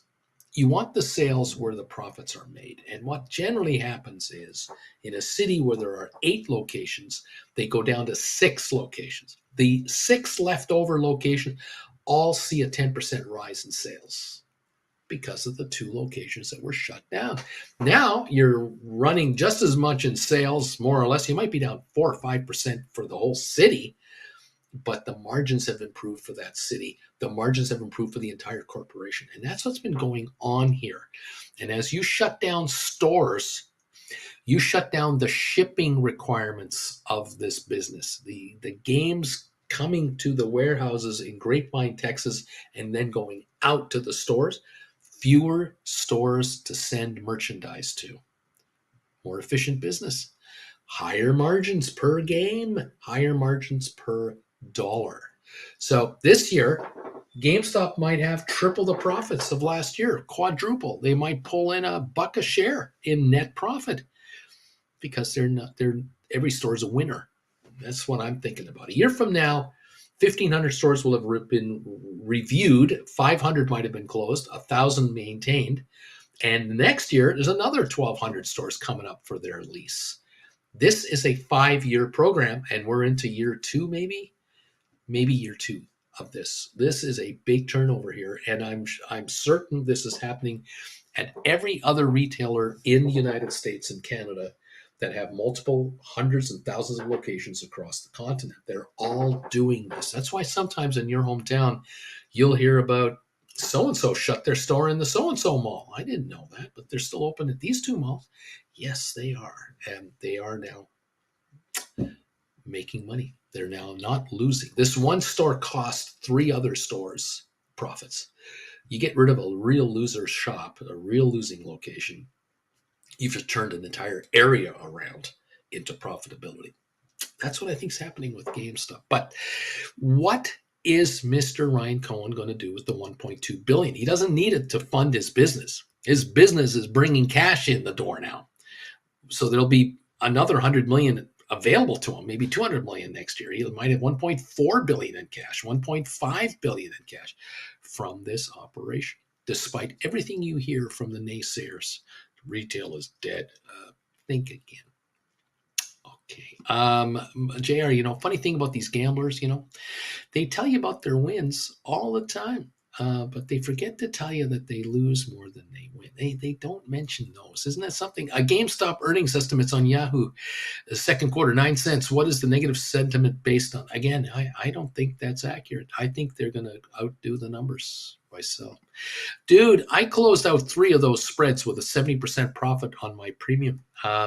I was going to give them nothing, but I chose to give them something. It wasn't much, though. Now I can write 3 more spreads, yes. And now go for dollars. So you've given up some pennies, go for dollar spreads, bigger dollars. Yes. Check it out.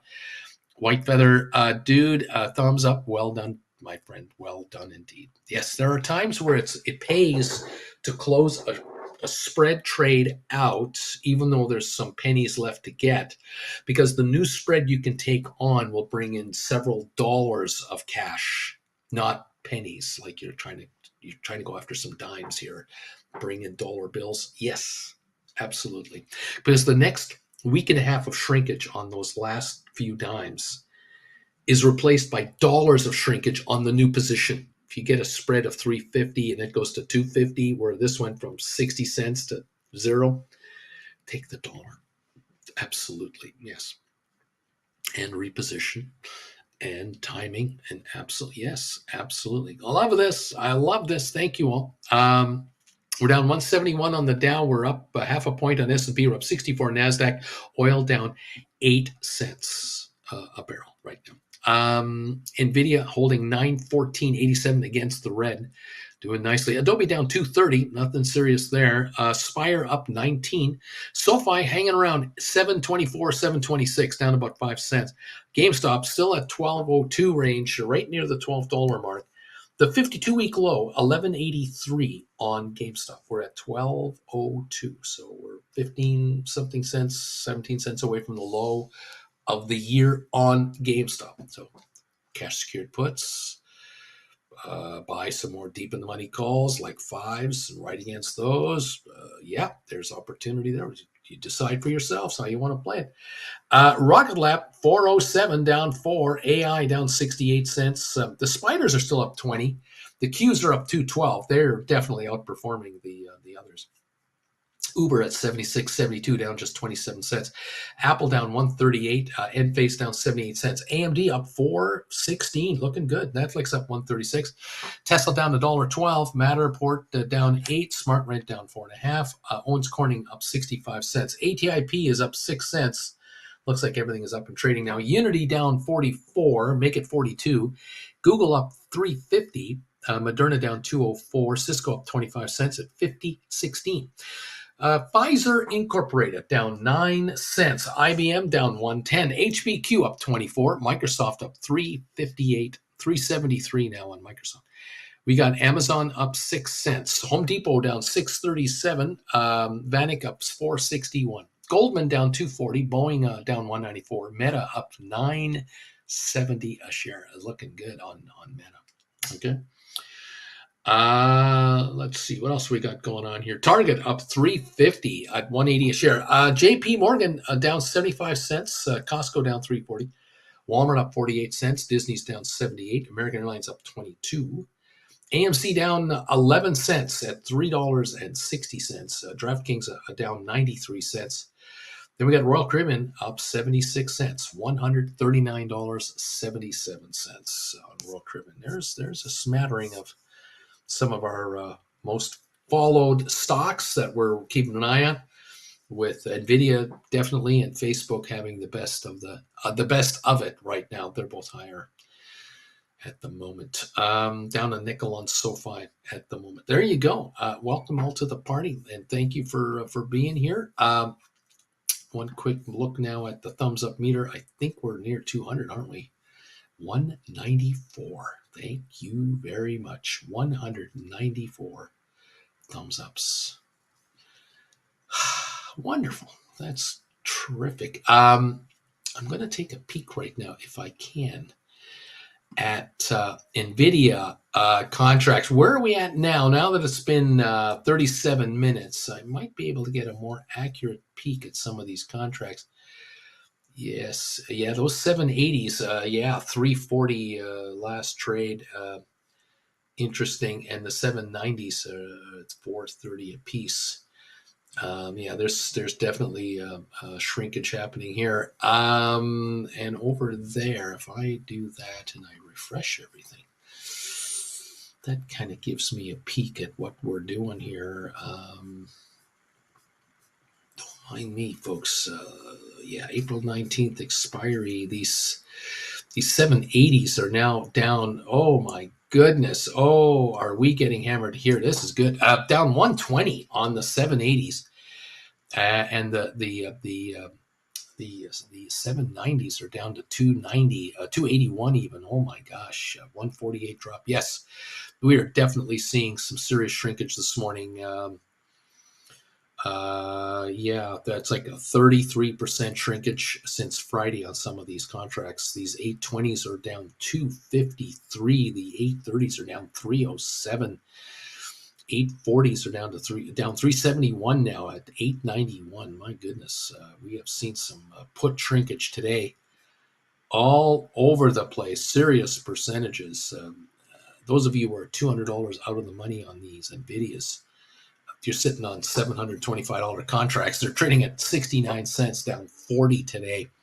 The 735s are down to 89 cents or 84 bid. They've lost 40% today. 740s are down 96 cents. So, a 740, 730 spread, we're talking now 19 cents is all that's left on the spread meter. So, these are really getting hammered dramatically. Congratulations, all of you out there who have taken advantage of these moves. It's definitely coming your way, and I'm happy to see it. Marcus, number 195. Good morning, Uncle Bruce. JJ, Uncle Bruce, I'm short the former SPAC. Oh, this thing, DWAC. Now the ticker symbol that shall remain nameless. Please add to your watches. Spire. GameStop has been shorted. It's going to be 11.98, a little lower, and we're at the SoFi territory. That's what we're talking about. 1204 right now on GameStop. SoFi 723 right now. Spire 1206 and NVIDIA 915.76. That's what's going on. Okay, down 159 on the Dow, little improvement there. Still up 350 on S&P. We're up 82 on NASDAQ. We've actually had a bit of a buy wave coming on the market. Oil up 5 cents a barrel. Congrats, everyone.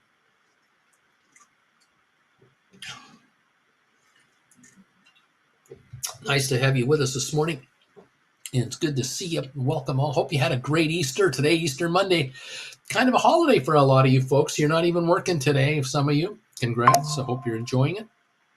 I hope you're enjoying the time off and spending a bit of time here on this channel or doing some YouTube surfing and trying to figure out what's going on in the markets. Nice to have you around. And hopefully those of you who are here as full-timers, you're making money today. Seeing shrinkage coming through here. My goodness, I would think that the GameStop contracts are just plummeting in value. Some of you've got to be happy with the returns on some of those rights you were doing. Very interesting. Today's a great day to look at Rocket Lab cash secured puts, SoFi cash secured puts, maybe GameStop cash secured puts, $10 puts, $11 puts. Who knows? There might be some potential there. 917 on the NVIDIA. Those of you who have cashed out some nice spreads, you might be looking at NVIDIA spreads around the 820, 800 level or 800 and 780 level, something like that, into either April or May. We'll see what's going on. Spare, honestly, I'm in vacation mode. Spare, here is still a holiday. Everything is closed. Bobby, I got a May NVIDIA spread, 700, 720. I'm thinking it's a nice day to shift that to 740, 760. It might be a lovely day to do that. I'm going to guess that if you can stink bid the buyback and then stink offer the creation, you'll get a nice boost in money in your account.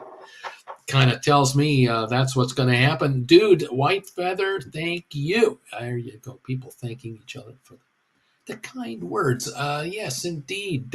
It's all good. Nicely done, everybody. We now have 199 thumbs ups in this on this channel today. Thank you all so very much. This is cool. This is cool bean stuff. There you go. Let's see what's going on here. We got to take a peek here for somebody here. I've got somebody here who's working on an Adobe credit spreads, and we got to figure out what we're going to do here. Let me just take a peek here. Where are we at right now? Yeah, we have April 19 Adobes, and our market has dropped. As those of you who follow Adobe, you know that they dropped from 570 to 485, and then they bounced back to this 505 range. And right now we're 502 on Adobe. Now I've got a viewer here with a credit spread that expires in 18 days from now. April 19. What to do is the question. Do we do a rollover? Is this now the time to look at this? It could be today. It doesn't have to be today. But we're always looking at the option chain just to make sure whether we can make it worth our while to shift. And the key here is premiums on existing contracts versus premiums on theoretical next contracts. We have to pay attention. Let me take a peek again here at what we have. There we are right there. I see right there. Okay. Let's see if I can do some quick math in my brain here. Easier said than done. But yes, the calls are trading kind of around the book value-ish, give or take, with the pretty wide spread. And the written put, the purchased put, is still got a premium on it, of course.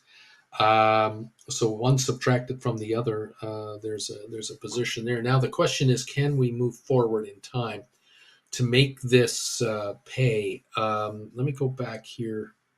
I have to go forward a little bit. Don't mind me, folks. I'm working on a credit spread right now for a viewer. Trying to figure this out. Okay, here we go. This is a little more like it. The 505s are much higher than I thought. Very good. These others, oh, I see those are still around the okay. They've got a bit of a premium, but not a lot on the bid side. Interesting there. Now, can we consider a move out to perhaps May? That might be the answer. Is that the answer? Let's find out if that's the answer. I have to refresh my sheet and let's see what we've got going on here. See if we can get this to work. There we go. Let's take a look at this. Here it comes. Zzz, zzz, and it's still giving me the old routine, so I'm going to do it over here. Don't mind me, folks. Welcome to the party. If you need help on your credit spreads, let me know. We'll try to figure it out for you here. There we go. We'll see if we can load this thing up.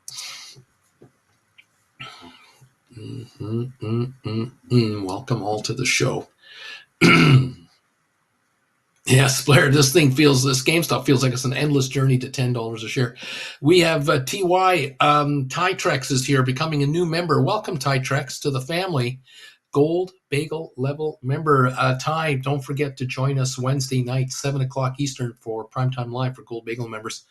That's one of the first benefits you're going to get being a member of this channel on the Gold Bagel level. Nice to have you here, pal.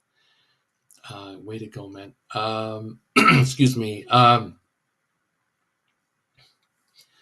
And also Financial Mister. I'm still sitting on some GameStop October 24 rights from last year. I sold for $12.74. They're currently trading around $4.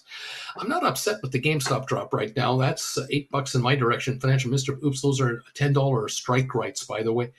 Splair Bruce, do you think it can get much lower on this thing? I know, 11.93 right now. Since last Monday, I have 3 calls to write, and I'm not sure if that's the right thing to do or if I'm writing at a lower strike price than before. Well, like I said, even if you make a write and you have to do a rollover, you have to do a rollover. I mean, if it goes up, you roll up. Dropping today, GameStop is like another endless journey to $10. Well, like I say, you gotta always be writing. I mean, should have been writing last week. I was begging people to write 15s. They wouldn't do it. I don't know what to do. I'm trying. Okay, getting back here to this, over to this thing. Let me see if this is working here. Okay, Adobe. I'm trying to figure out the Adobe here. Let's go to this market and just double, triple, quadruple check this. There we are. Okay, so if we were to do this move, we would have to do these strikes and these prices, if I'm not mistaken. There we are. Yes. And there we are. Okay, I see the credit there now versus the other. Okay, good. All right. Now, I need to look at going forward. Let's see if I can make this work up here. Yes, there we are. Okay. Now we're talking. All right. And we have these contracts here. There we are. So if we did just a simple roll, just a roll with the same strikes, it looks very much like it's the same level of credit where we are now, where we would be. Excuse me. If we can shift, that is the question. Can we see a shift? And that is what we want to do. Can we even think of a wider spread between the two? Could that work? From there to there and there to there. Yeah, maybe. I'm going to have to, I'll be writing an email here to my friend here soon to figure it out, or try to figure it out. I'll keep an eye on this trade. Not to worry. I'll be on this right after the show's over. I'm done in about 12 minutes, so you'll be getting an email from me. We'll figure something out. Okay. Yeah. So, Splair, you've got to decide when to write calls and just stick to your guns on the GameStops. If you're going to write 12s or you're going to write 14s. Can you write 14s that are 6 months out, maybe till January 2025s? Can you bring in a premium there and just sit tight for whatever, a month or two, if the shares pop up to $14, 15, you don't care. You'll do a roll ups. You can do those. You'll be fine. You can write 12s right now and take nothing but premium and say, okay, here's 12s. I'll take this cash and go out to like 3 months from now, through 6 months from now, and be prepared to buy them back for half the price. If the shares sit around here, or if they back off another 50, 70 cents, you'll buy them for half the price. Then write 11s. I mean, just keep writing. Never stop. And if the stock wants to rebound, so be it. Let it rebound. But it's up to you, my friend. You're the one to pick these prices, and you're the one to pick these strikes. But do make a move, please. Do make a move. Don't just do nothing, because now you're missing out on all kinds of potential here. We're down 227 on the Dow at the moment. That's what I've got. Thank you all for being here today. We've got this S&P 500 thingy. Let's take a look at that right there. We're down 4.4 on S&P, 4.5 points. We're up 34 on the NASDAQ. So we're still green on NASDAQ, slightly red on S&P. Only 0.56 of a percentage point on the Dow. This is a nothing day today. It's very quiet. 219 sounds like a lot. It isn't a lot. Oil up at 9. Blair, so you write 12s. It's hard for me to do it with that low strike price. You got to get over that. You have to understand the GameStop shares are merely a guitar that you're trying to play. It's just an instrument. Writing the calls has to be done with an instrument. It's making music. Make it a 12 and take the money. Put the money in your account. Keep it there, powder, and wait and see what the stock tells you to do next. I mean, the stock is screaming at you to write 12s, screaming at you to write 13s. But you got to decide when. If the stock wants to go higher, great. You don't have to make a rollover right away. If you've rolled out to June or July or October or December or January, you can take the premium right now and let shrinkage happen anyway. Even if the stock goes up $1 or $2, there still will be shrinkage. If you've written the right contract, you've taken in enough dough for shrinkage to still win in your case, even if the stock rises. Worst case scenarios, you get taken out, and so what? You get taken out plus your premium. You turn right around, buy the stock, write another contract at a higher strike, all over it. Dare them to do it to you. Dare them. But you gotta make the move anyway. You're worried about it going to $20. I wouldn't worry about it going to $20. I wouldn't worry about that. I don't think so. I don't think so. So anyway, but hey. GameStop has a mystique to it, doesn't it? Everybody, we all remember it, but things are different these days than they were 3 years ago. We're in 2024 now. I don't know. We're down 59 cents at 11.93. I'll grant you that, but going to 20 tomorrow, I don't think so. Thank you for your thoughts, my friend. You're welcome. You're always welcome. No problem, my friend. We're up $10 on the NVIDIA. It won't back off. It's $914 a share. It is doing well. We're down 220 on the Dow. We're up down 4 on S&P, and we're up 40 on NASDAQ. So NASDAQ continues to stay higher. AI is where the money is going, and NVIDIA is AI. There is no doubt of that. The AI shares are down 84 cents. Okay. Qs are up 183. That's AI centric. Apple down just $1.44. AMD up $3.34. Yes. Google up $4. How about that? Cisco up 17 cents. Even Cisco. HPQ up 31. Microsoft up 380. This is where the money's going. Amazon up 3 cents. There is no slippage here. Advanced Semiconductors up $5. $230 on the ETF. Meta up $7.85. Look at that market. All right. That's what I'm saying. I'm sticking to it. That's where we're at, kids. Thank you all for joining in. $12.94 gain on NVIDIA. $916.50. Thank you very much. Love it. I'm loving this. All right. Adobe 50233. Come on, Adobe. Join the party, pal. Pop up to 550 and make everybody happy. That'd be fine with me. The Dow's off 200 points, and Adobe's down $2. Not to worry. 502 a share. Not to worry. All right. Thank you, everybody. We're approaching the 2-hour mark of this show. We, I believe, may have broken 200 thumbs up. So let's take a look at this meter now. Yes, 203. That calls for, I think, a knee emoji recognition. Time to acknowledge the Knights of Knee, because they're here. They're looking over all of us. They're protecting us from all the evil forces out there. As long as we honor the Knights of Knee, recognize their power. Richard Carlin knows what I'm talking about. We must, like Howdy Partner says, acknowledge the Knights of Knee. Without doubt, we cannot not acknowledge their unbelievable power over these markets and our accounts, how they take very good care of us. Corinne knows. Here they come. The knee emojis are coming in from all over the world now. Juan is on it. Here they come.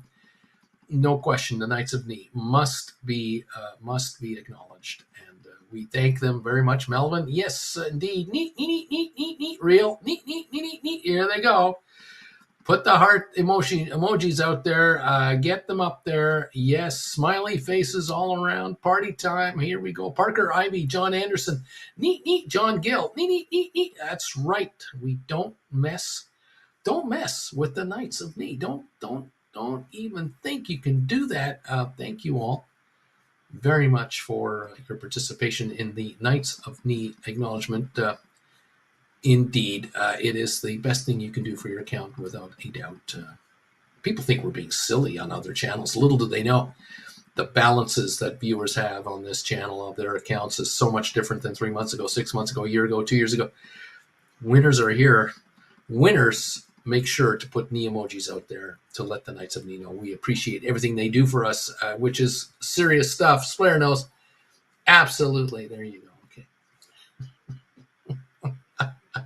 Neat. Deep value, the option. Neat. We know. Absolutely, we know. No doubt about this. John Gill, there's John. Thank you, John. John Anderson, Parker Ivy, thank you. Congratulations. Real. Melvin, yeah, baby. Juan, Corinne, absolutely. Howdy, partner. The knee emojis, baby. They're out there. There's no ifs, ands, or buts. Dude knows. Neat. There it is. Giddy up, everybody. Too much fun, and thank you all for joining us for this Monday, April 1st. Oh my God, unbelievable. What a day, what a run. We're here. We're into the second quarter of the year now. SOFI, first quarter's in the books now. They can tally up their dough, release the numbers to us the first week of April. All bets are off. How high do the shares go between now and April the 6th, April the 7th? What will SOFI shares do? Do they go to 8? 11, 15, 17. What does the company do about forecasting future financials? The $845 million they raised this past quarter, fresh capital, $500 million of which is working capital. This is big. This is big. We're seeing the credit ratios expand beautifully for SOFI. The ability to create a bigger loan portfolio, massive billions in revenue. They're going to break $4 billion this year. I mean, they're on their way, guys. We forget how many billions of dollars in generated revenues are coming into this company. We don't talk about it much. We talk about a $7, $8 stock. That's all we talk about. We don't talk about how many billions of dollars they're generating in fees. How many billion dollars, not millions, billions now. This thing is getting really big and powerful and will be much larger than where they are today a year from now. I mean, much larger. The stock isn't going to be $7-something a share. I'm sorry. It's not going to be here. These days are almost over. The single digits for SOFI. We're running out of time on this. Running out. Anyway, there you are. Kids, what can I say? I'm just...